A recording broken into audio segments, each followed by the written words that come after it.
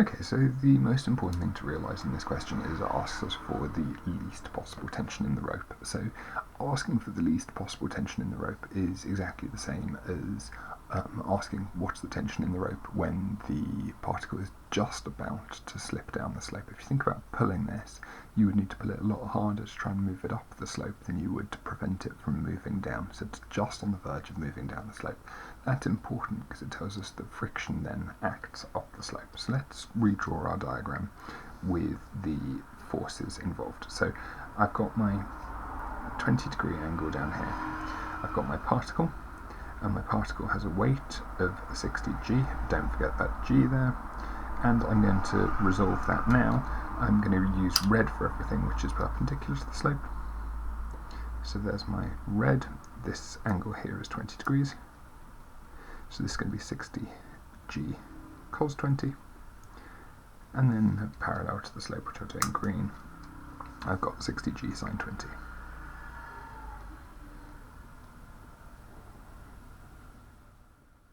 I've got my normal reaction force R.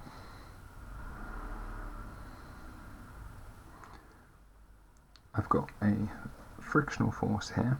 I'm going to just do that below the line because I'm going to have another force up there afterwards. So I've got a frictional force there. And I've also got my tension, which is acting at 35 degrees above the slope. So there's my tension at 35 degrees above the slope.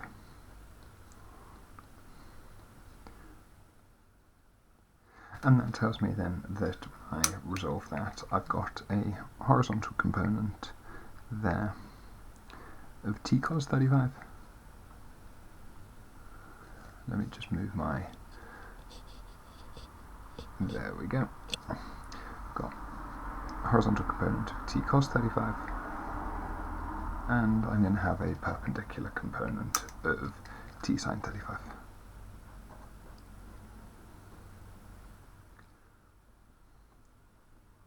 And once I've got all of those drawn in, everything else should come to me fairly easily. So we're going to start by resolving perpendicular to the slope. So I'm going to resolve outward from the slope, and I've got here, sorry, that should have been in green. Let me just, because that's I've messed up my colours, my apologies. So resolving outward from the slope, I've got R plus t sine 35 must equal 60g cos 20. So that tells me that R equals 60g cos 20 minus t sine 35. And I know that my friction here is a quarter R. A quarter of 60g is going to be 15g cos 20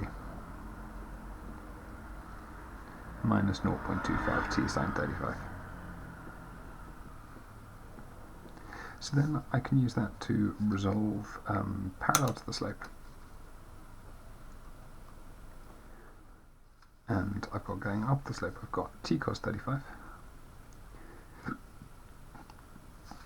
plus my friction plus 15g cos 20 minus 0.25 t sine 35. And that's going to equal the parallel component of the weight, which is 60g sine 20. I'm going to factorise out my t on the left hand side, so I've got t lots of cos 35 minus 0.25 sine 35 equals 60g sine 20 minus 15g cos 20.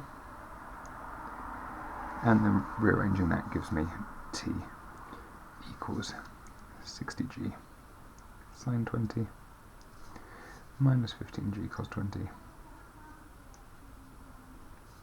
over cos 35 minus 0.25 sine 35.